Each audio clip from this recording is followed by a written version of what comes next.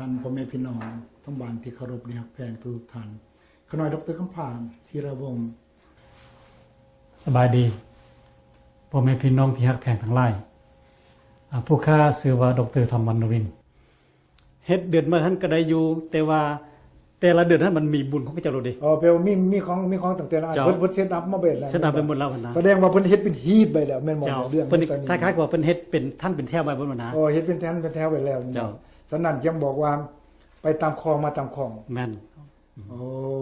ยักย้ำถึงมื้อนึงเพราะว่ามื้อเวลาเพิ่นออกปฏิบัติกรรมมันก็มื้อนั้นน่ะมื้อเฮ็ดบุญน่ะมื้อนั้นมื้อเฮ็ดบุญเจ้า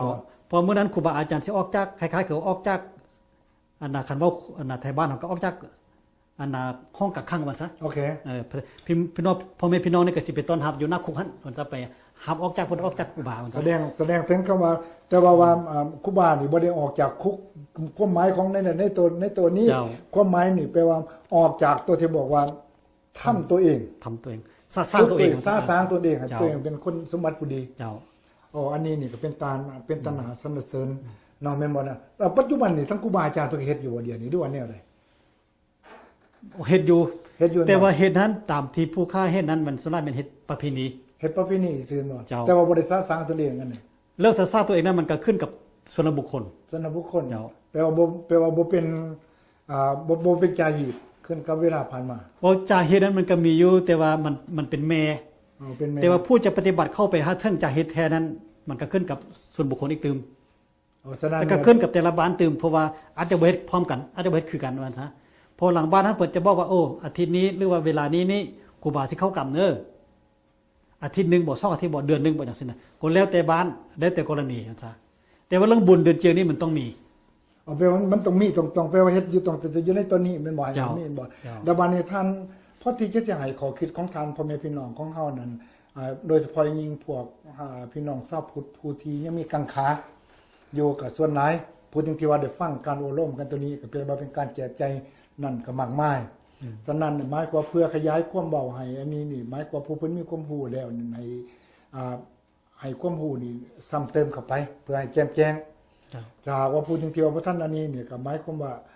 ให้ได้ฮู้แจ้งเห็นจริงแม่นบ่แต่พวกที่ว่าอ้ายน้องลูกหลานที่เกิดใหม่รุ่นอยู่ต่างประเทศก็ขึ้นกับอยู่ภายในคือกันแม่นบ่เพราะว่าเพิ่นท่านเฮาเว้ากันได้แล้วว่าสุสังนปเตปัญญังแม่นบ่การฟังด้วยดีพิจารณาด้วยดีแปลว่าได้ความรู้สติปัญญาเรื่องนี้ได้มีโอกาสได้ศึกษาข้อมูลว่าประเพณีของเฮานี่นั้นแม่นเดิมจากเดือนที่1แต่บัดนี้ท่านนั้นคิดว่าอยากจะแนะนำให้ท่านพ่อแม่พี่น้องในตัวใดดอกก่อนเฮาจะสิไปตัวข้อ2ความจริงหั่นแปลว่าอยากให้พี่น้องเฮาได้ช่วยโอกาสเอาเวลานี้เพิ่นซะเพราะว่าสิ้นครูบาหั่นสะอาดบริสุทธิ์เพราะเพิ่นสร้างเวลาเพิ่นทำโทษตัวเองหรือว่าเข้ากรรมมันก็เวลาเพิ่นออกมาเมื่อหั่นบ่ต่างหยังกับเทวสะอาดบริสุทธิ์เหมือนกับครูบาบวชมาในมื้อนั้นสิ่งของเพิ่นน่าจะงามสวยที่สุดมันซะฉะนั้นโอกาสพวกเฮานี่จะต้องไปทำบุญทั้งก่อนมันจะมีได้บุญหลายการที่ว่าเฮาไปทานให้คนได้บุญน้อยได้บุญหลายนั้นมันขึ้นกับสิ้นได้แปลว่านี่เห็นบอกภาษาปาลีเพิ่นว่าโสติปรัญญาโนมันแม่นจังซั่นกระทึกเจ้าโอเคแสดงถึงคำว่าแปลว่าอยู่ในตอนนั้นมีความแสงสว่างอยู่ในตัวเดียวนั่นแหละแปลว่าคันเฮาเป็นเห็นแสงสว่างแล้วเฮาไปพอแสงสว่างหรือแปลว่าแห้งแจ้งใสสะอาดขึ้นไปอีกแม่นบ่โอเคกรุณาโทษต่อไปเพราะว่าอีกเต็มข้อนึงอยากให้เน้นหนักให้พี่น้องเข้าใจคือสมัยพุทธกาลนั้นมีเวลาพระอรหันต์ก็เพิ่นเข้ากรรมเพิ่นคล้ายๆว่าเพิ่นเข้าไปอยู่ในถ้ำบ่หรืออยู่ในอันน่ะโกนไม้บ่เพิ่นจะเป็นนั่งสมาธินั้น7มื้อ7คืนหรือว่า2อาทิตย์จังซี่นะเวลานั้นมันก็สิ้นเพิ่นสะอาดบริสุทธิ์พอเพิ่นเข้าอยู่ในนิโรธสมาบัติเมื่อเวลาเพิ่นออกจากนิโรธสมาบัติแล้ว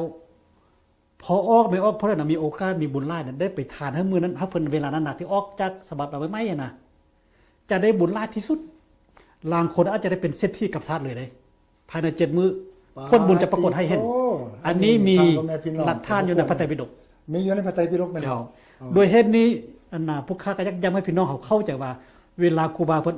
สร้างสิ้นออกจากอันน่ะปฏิบัติกรรมก็แม่นสิ้นภาษาบริสุทธิ์เฮาช่วยโอกาสไปทำบุญมื้อนั้นได้บุญหลายที่สุดอันนี้ข้อใหญ่ใจความที่ว่าเฮ็ดบุญเดือนอายแล้วคั่นทาหากว่าทรัพย์อันนึงเอาเว้าคำเว้าซ้ำนึงหั่นว่าตอนนั้นหั่นครูบาอาจารย์กำลังหิวก็แม่นคั่นบอกภาษาพื้นบ้าน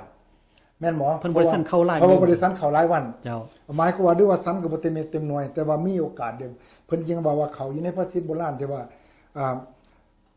ท่านใ ให้คนพุ่นที่ว่าเวลาต้องการนะแปลว่าได้บุญหลายกว่าท่านกับเวลาที่บ่ต้องการอย่าคล้ายๆคือกันบ่ ก็มีส่วนเจ้าแต่ว่าตัวนี้นี่เพิ่นเน้นหนักเรื่องสิ้น แผ่นดินนะสิเรื่องสิ้น เจ้าเรื่องสิ้น คือว่าสิ้นตอนนั้นนี่กำลังบริสุทธิ์แปลว่าโสติ นั่นน่ะ โสติปัญญาโนในตอนนั้นฉะนั้นท่านพ่อแม่พี่น้องทั้งบ้านที่เคารพได้รับแพงทุกท่านอยากมาเว้ามาฮอดตอนนี้กับพ่อที่เขาอดจะเข้าใจในเรื่องฮีท12ตอนที่1แล้วเพื่อว่าก่อนจะกล่าวเข้าไปส่วนตัวที่2นี่นั่นก็อยากจะให้พ่อแม่พี่น้องของเฮานี่พักผ่อนย้อนอารมณ์จักหน้อยหนึงเพื่อว่าให้ได้มีโอกาสได้ศึกษาในเวลาต่อๆไปกรุณาได้เลย